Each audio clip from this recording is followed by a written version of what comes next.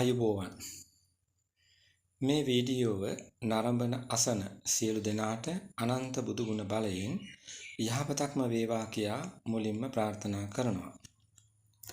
පියවරෙන් පියවර ඉදිරියට යන අපේ මේ ගමනට පැහැදිලි අරමුණක් තියෙන බව දැන් අපි දන්නවා. අරමුණ තමයි මානසික රෝගවල බරපතලකම පෙන්වා දී ඒවාට ගොදුරු වූවන් හා ගොදුරු වීමට ආසන්න අය ඉන් මුදවා ගැනීමට පිහිටවීම. ඔය අරමුණ ඉටු කර ගැනීමට යොමු වූ පැහැදිලි සැලැස්මත් ගිය දේශනෙන් පෙන්වුව මතක ඇති. එය ප්‍රධාන පියවර දෙකකින් යුක්තයි. පළමු පියවර තමයි අසහනකරු හා මානසික රෝගියා වෙන්ව හඳුනා ගැනීම. යලි මතක් කළොත් රෝගී මනස නිරෝගී මනසට හැරවීම තමා දෙවන ප්‍රධාන පියවර. ඒ හැරවීම ඉබේ සිදු වෙන්නේ නැහැ. හැරවෙන්නෙම දැඩි අධිෂ්ඨානයකින් හා වීරියකින් අනුපියවර 4ක් පසු කරන විට පමණයි. ගිය දේශනාවේදී පෙන්වූ සැලැස්මෙහි දැකිය යුතු 4 කියා නම් කර ඇත්තේ ඒ අනුපියවර 4. එයින් පළමු දැකිය යුතු තමයි රෝගී මනසේ ස්වභාවය වටහා ගැනීම. දෙවැන්න මනස ලෙඩ කරවන හේතු හඳුනා ගැනීම. සැපවත් මනස වටහා ගැනීම තමයි තෙවන දැකිය යුත්තේ. සිව්වැන්න ඒ සැපවත් මනස කරා යන ගමන පසු කිරීම. මේ දේශන මාලාවම මනස හෙවත් සිත ගැන වූවක් නිසා ඉදිරියට යා යුත්තේ පියවරෙන් පියවර ක්‍රමානුකූලවයි. එනිසා අද ආරම්භන්නේ ඉහතකී ප්‍රධාන පියවර දෙකේ පළමුවෙන්. මාතෘකාව වන්නේ අසහනකරු හා මානසික රෝගියා වෙන්ව හඳුනා ගැනීම. එය මනවින් කරන්න නම් ආරම්භයේදීම කළ යුතු දෙයක් තියෙනවා. ඒ තමයි පද 4ක අර්ථ වෙන්ව වටහා ගැනීම. සිංහලෙන් කීවට වහා නොහැටෙන නිසා පද 4 පළමුව ඉංග්‍රීසියෙන් කියන්න. 1 worry, 2 stress, 3 tension, 4 depression. මේ 4න් පසු පද 3න් කියවෙන මානසික තත්ත්ව ඉදිරියේදී වැඩිපුර විස්තර කරනවා. දැනට කරන්නේ පද 4ෙම කෙටි අදහස ලබා ගැනීම පමණයි. කෙටි අදහස ප්‍රමාණවත් අසහනකරු හා මානසික රෝගියා වෙන්ව හඳුනා ගන්න. පළමුව එකේ පද 4ට සිංහල පද 4ක් තෝරා ගන්න මනෝවිද්‍යාවට අදාළ පාරිභාෂික ශබ්දමාලාව, ඒ කියන්නේ ග්ලොසරිය සහායට ගත යුතුයි. එහි worry යන්න කනස්සල්ල යනුවෙන් සිංහලට හරවලා තියෙනවා. ස්ට්‍රෙස් යන්න ප්‍රත්‍යාබලය යනුවෙන්ද, ටෙන්ෂන් යන්න ආතතිය ඇදීම යනුවෙන්ද, ડિප්‍රෙෂන් යන්න විෂාදය යනුවෙන්ද සිංහලට හරවලා තියෙනවා.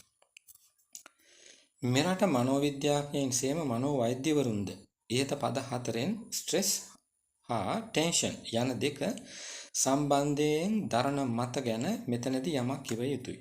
ඔවුන් ඇතැම් තැනක ඒ දෙක එකක් ලෙස විග්‍රහ කරන විට තව තැනක ඒ දෙකට වෙනස් සිංහල පද සපයා ඇති බව පේනවා. නමුත් ඉහතකී පාරිභාෂික ශබ්දමාලාවට අනුවද Oxford Advanced Learners Dictionary සහ Academics Dictionary of Psychology යන ශබ්දකෝෂ දෙකට අනුවද ඒ පද දෙකේ අදහස එකක් නොව පැහැදිලිවම දෙකක් බව පේනවා. බුද්ධ දේශනාවට හිත තියලා බලන කොටත් පේනවා මිනිස් හැසිරීම් විෂයෙහි එහෙම මානසික ස්වභාව දෙකක් තියෙන බව. එනිසා ඉහත 4 3ක් නොකර 4ක් ලෙසම පැහැදිලි කරන බව සලකන්න. ඊට මත්තෙන් ඉහතකී ප්‍රත්‍යාබලය යන පදයේ සම්බන්ධයෙන් පොඩි ගැළපීමක් කළ යුතුයි. නිතර භාවිතා නොවන නිසා ඒ පදය නුහුරුයිනි. සිංහල මාධ්‍ය මනෝවිද්‍යා පතපොතේ ඒ වෙනුවට ක්ලමතය යන පදය ශබ්දය යොදා ඇත්තේ නිසා විය යුතුයි. අපත් ක්ලමතය යන්න යොදා ගන්නවා. ඒ තමයි ගැළපීම. දැන් අර්ථ හසු කරගත යුතු පද 4 පළමුවෙන්නට යමු. ඒ තමයි කනස්සල්ල යන්න. ඉංග්‍රීසියෙන් worry කියා ශබ්ද කළේ ඒක. සිත් ඇවුල කියාද මනස්තාපය කියාද විවහාර කරන කනස්සල්ල යනු සාමාන්‍ය ජීවිතයේදී මුහුණ දෙන පරාජය, අහිමිවීම, දෝෂාරෝපණ ආදිය හා බැඳුණු මානසික පීඩාවක්. එවන් දේ ඊට වඩා අද වැඩිනේ. හෙට ඊටත් වඩා වැඩි වෙන බවත් සිකුරුයි. ඒ නිසා සිත් ඇවුල් ගැන අහන අය ගණන් ගන්න එපා. වැනි දෙයක් කියා නිහඬ වෙනවා. ඉංග්‍රීසියෙන් don't worry කියන්නේ අන්න ඒක. එහෙම කියලා සනසවන්නේ ගණන් ගත යුතු දෙයක්. පොලිසි උසාවි ගානේ රස්තියාදු වෙන්න ඕන තරම් දෙයක් එතන නැති නිසා. නමුත් නිදංගත මනස්ථාපය එහෙම නෙමෙයි. ඒක සලකා බැලිය යුත්තක්. ඒ ගැන විස්තර වශයෙන් සාකච්ඡා කරනවා ඉදිරියේදී.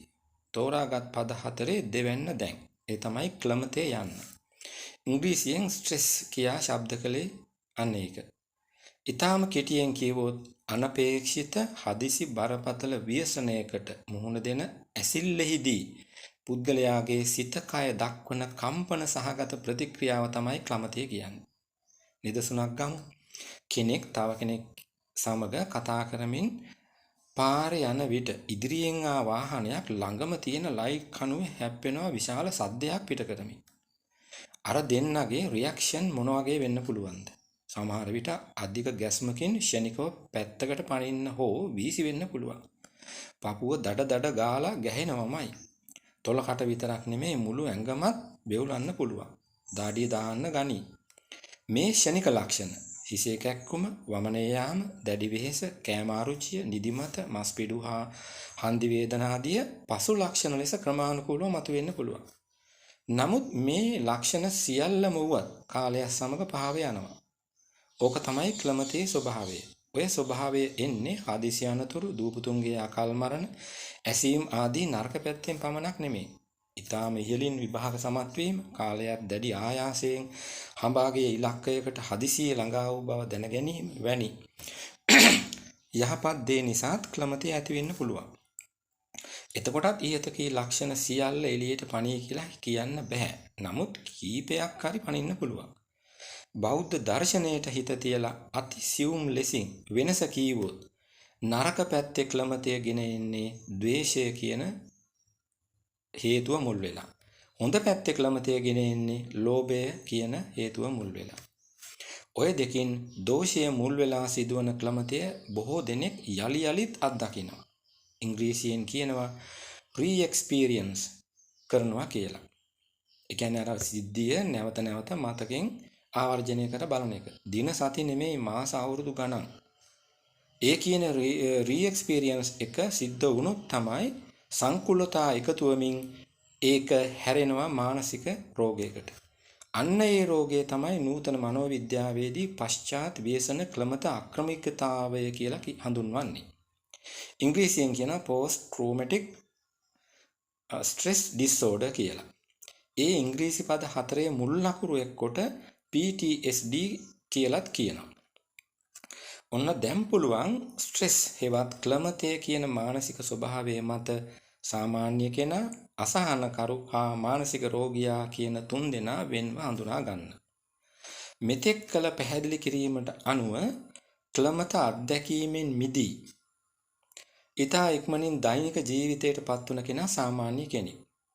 එසේ දෛනික ජීවිතයට පත් නොවි ක්ලමත අත්දැකීම ටික කාලයක් හෝ re-experience කරන කෙනා අසහනකරුවෙක්. එතනින්ද ඔබට ගොස් ඉන් ගැලවීමට ප්‍රතිකරල් ආදිය ගත යුතු කෙනා මානසික රෝගී. බුදුදහමේ ආభాෂය නොලබා ඔය කී වර්ගීකරණය කරන කෙනෙක් මගේ මේ ජීවිත කාලයටම හමු වෙලා නැහැ. දැන් මම ඕකට ජ්‍යොතිෂයත් සම්බන්ධ කරනවා. ඒ සඳහාය දේශනයට පෙර චිත්‍රය 2 හා චිත්‍රය 3 පෙන්වන ලද්දේ. චිත්‍රය 2න් පෙන්වන ගතිය ඇතිව උපන් කෙනෙක් ලෙහෙසියෙන් මානසික රෝගියෙක් වෙන්නේ නැහැ. චිත්‍රය 3න් පෙන්වන ගතිය ඇතිව උපන් කෙනෙක් ලෙහෙසියෙන් මානසික රෝගයකට ගොදුරු වෙන්න පුළුවන්. ඒ චිත්‍ර මත කෙරෙන වැඩි පැහැදිලි කිරීම ඉදිරියේදී සිදු කරනවා. අද දේශනයේ මෙන්නමයි මේ වීඩියෝ පෙළෙන් ලෝකයාට සිතක් වන බව වැටහේ නම් අන් අයටත් බලන්න ෂෙයා කරන්න. මෙවන්ම කෙටි දේශන මාලාවකින් යුතු සෝපාක නැමැති මගේ බෞද්ධ නාලිකාවත්, විශ්ව කර්ම නැමැති වාස්තු විද්‍යා නාලිකාවත් නරඹන්න අහන්න කියා ගෞරවයෙන් ඉල්ලනවා. මේ දේශනය නැරඹූ ඇසූ සියලු දෙනාට ජය සතුට පිරි සුබ දවසක් ප්‍රාර්ථනා කරනවා. සියලු සත්වයෝ සුඛී සුවපත් වෙත්වා.